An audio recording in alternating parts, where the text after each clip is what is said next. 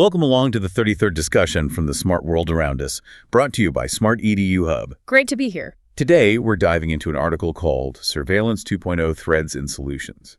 It's by Castellan Vrabey. Hope I'm saying that close to right. Yes, Castellan Vrabey. Okay, good.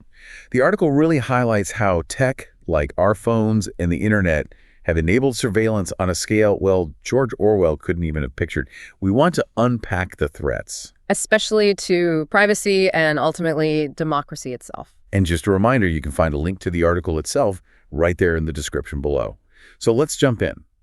The starting point is almost a paradox, isn't it? The computer, the internet, the mobile phone, these things feel like freedom, but they've become tools for mass data gathering. Absolutely. And this really hit home for everyone with the Edward Snowden leaks. Suddenly, programs like Prism and XKeyscore weren't secret anymore. Right. Prism was the one getting data straight from tech companies.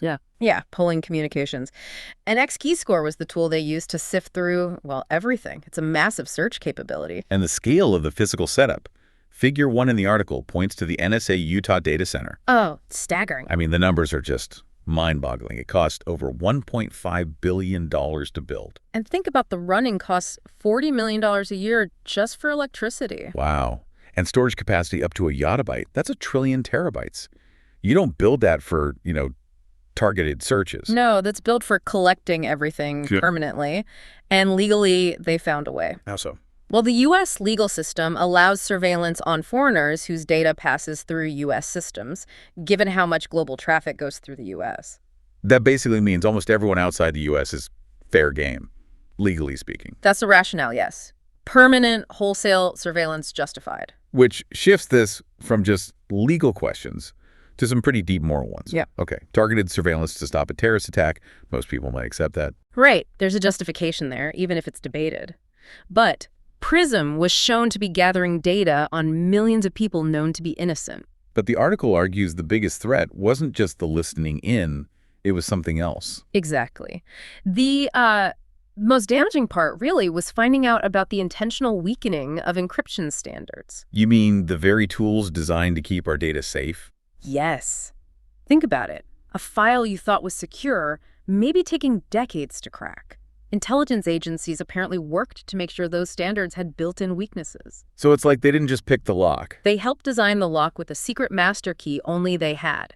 That's the core of the problem, undermining the trust in the whole system. The article uses this analogy. It's like the Secret Service having the PIN code to every single home alarm system. Suddenly, everyone's more vulnerable. It's a powerful analogy, and it helps explain that contradiction, Snowden slides, figure 2 in the piece, showed start dates for monitoring big tech companies, Microsoft, Google, Apple. And those companies strongly denied cooperating, didn't they? They did, vehemently. But the article floats another possibility, a scarier one, perhaps. Maybe they weren't willing partners. Maybe their systems were actively sabotaged. By their own government. Undermining global security for their own access. That's the implication.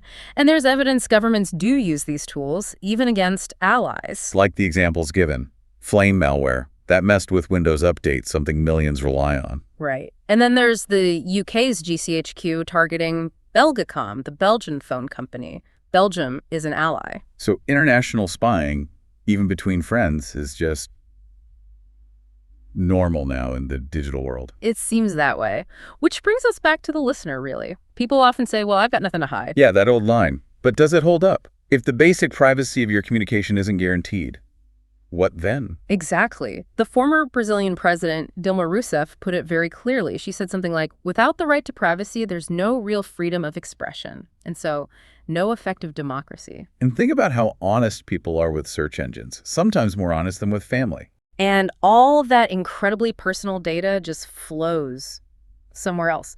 Plus, there's a huge imbalance. Leaders, say, in Romania, use U.S. digital services constantly. But U.S. leaders, they're not using Romanian email providers, are they? Zero. It's completely one-sided. So the article concludes that just knowing isn't enough. Action is needed. Okay, but the proposed action, moving to open source platforms, can that really stand up to, multi-billion-dollar surveillance machines? Well, it's maybe less about a direct fight and more about changing the game. Centralized systems are single points of failure, easy targets. Ah, I see. So open source means decentralized. Often, yes. Promoting and using open source, collaborating internationally, like with the Moodle e-learning platform, that's the example used, builds alternatives. It creates options that aren't so easily controlled or compromised. Like lots of small waves making a bigger shift. A tsunami of choice, as the article puts it. It puts some power back with the users. So here's the thought to leave everyone with. If privacy really is a pillar of democracy, what does it mean when that pillar is being deliberately weakened?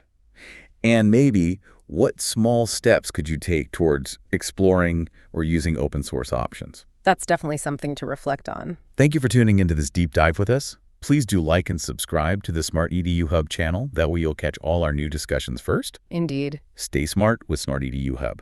And don't forget, the link to Katelyn Vrabe's article is right there in the description below.